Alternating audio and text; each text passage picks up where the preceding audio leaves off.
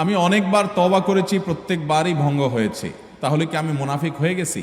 না ভাই, তওবা হওয়ার পর তওবা ভেঙে যাওয়াটা অস্বাভাবিক নয়। আপনারা খুশি হবেন শুনে, আমাদের রব আল্লাহ রাব্বুল আলামিনের একটা গুণবাচক নাম হলো তাওয়াব। কি নাম ভাই? তাওয়াবের মানে জানেন? আল্লাহু আকবার। রিপিটেডলি, বারবার যিনি বান্দার তওবা কবুল করেন। এই জন্য ভাই, একবার গুনাহ হয়ে গেছে, আল্লাহর কাছে তওবা করেছেন, চেষ্টা করছেন যে আর যেন না হয়, কিন্তু আবার শয়তান কাত করে ফেলে দিয়েছে, আবারও তওবা করে ফেলবেন এবং দুর্বল হবেন না। এখানে ইবলিস আপনাকে বলবে, তুই এতবার একই কাজ করে তওবা করছস আল্লাহর কাছে, আবার কোন মুখে তওবা করবি? থাক, বাদ দে। আপনার তওবা থেকে দূরে সরাবে। এটা হলো শয়তানের সবচেয়ে বড় অস্ত্র। কখনো নিরাশ হওয়া যাবে না। তওবা আগের বারের চাইতে পরের বারটা আরো স্ট্রং করবেন, যে ঠিক আছে আগের বারটা তওবা আমি দুর্বল ছিল, এটাকে আরো স্ট্রং করব, চেষ্টা করবো না ইনশাআল্লাহ। তাহলে তওবা বারবার করতে হবে, বারবার করতে হবে। ভেঙে গেলে আরো শক্ত হার্ডলি তওবা করতে হবে, নিজের প্রতি নিজে শাসন চালাতে হবে। এভাবে ইনশাআল্লাহ সামনে আগাইতে হবে। ভারতবর্ষের একজন কবি বলেছেন, আরে ইয়ে কুস্তি তো হয় অমর ভর কি, কবি ও দাবালে কবি তু দাবালে।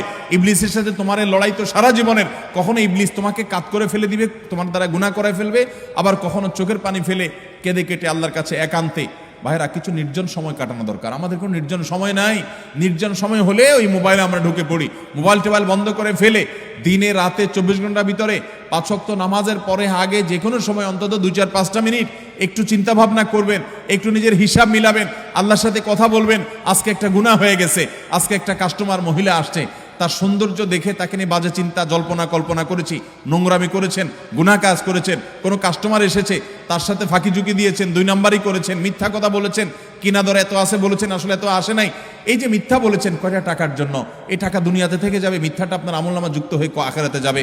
এইসব কথা চিন্তা করে আল্লাহর কাছে চোখের পানি ফেলে একান্তে, আল্লাহ করে ফেলেছি আজকে শয়তানের পালায় পড়ে, আল্লাহ খেয়াল ছিল না, আপনি মাফ করে দেন। মালিক, আপনি মাফ না করলে কিয়ামতের ময়দানের শাস্তি হবে ভয়াবহ। দুনিয়াতে আপনি ছেড়ে দেন, আল্লাহ মাফ করে দেন।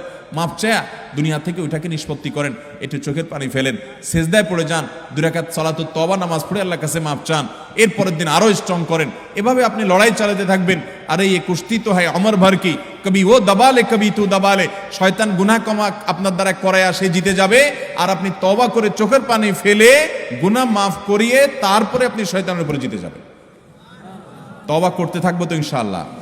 তওবা করতে কখনো ক্লান্ত হবেন, তওবা অব্যাহত রাখবেন, অনবরত রাখবেন। দুনিয়াতে কোনো ফেরেশতা মানুষ নাই, সবাই গুনাহ করে। এর মধ্যে সবচেয়ে উত্তম মানুষ হলো গুনাহ করার পর যে নিজের ভুল বুঝতে পেরে নিজেকে শাসন করে সংশোধন করে সে তওবা করে মাপ চায়। মনে রাখবেন, যে ব্যক্তি তওবার শর্ত আদায় করে তওবার শর্ত কি? তওবার শর্ত হলো যে কাজটা করেছি গুনার কাজ, এটার জন্য নিজেকে নিজে শাসন করলাম। কেন আমি এত নিকৃষ্ট কাজ করলাম? আল্লাহ আমার প্রতি কত ইহসান করেছেন, কত অনুগ্রহ করেছেন, আমার জীবনে কত বিপদ এসেছে, আল্লাহ উদ্ধার করেছেন, তাহলে আমি কেন গুনার কাজটা করলাম? নিজেকে শাসন করা, ভবিষ্যতে না করার পরিকল্পনা করা, লজ্জিত হয়ে চোখের পানি ফেলে আল্লাহর কাছে মাপ চাওয়া, এই কাজটা যদি আপনি বারবার করেন, আপনি নিশ্চিত থাকতে পারেন আপনার তওবা দিন দিন আস্তে আস্তে স্ট্রং হবে এবং একটা সময় আপনি গুনাহ ছাড়তে পারবেন ইনশাআল্লাহ। এই জন্য তওবা কখনো ছাড়া যাবে, যতবারই তওবা ভাঙুক, তওবা আরো স্ট্রং করে করতে হবে।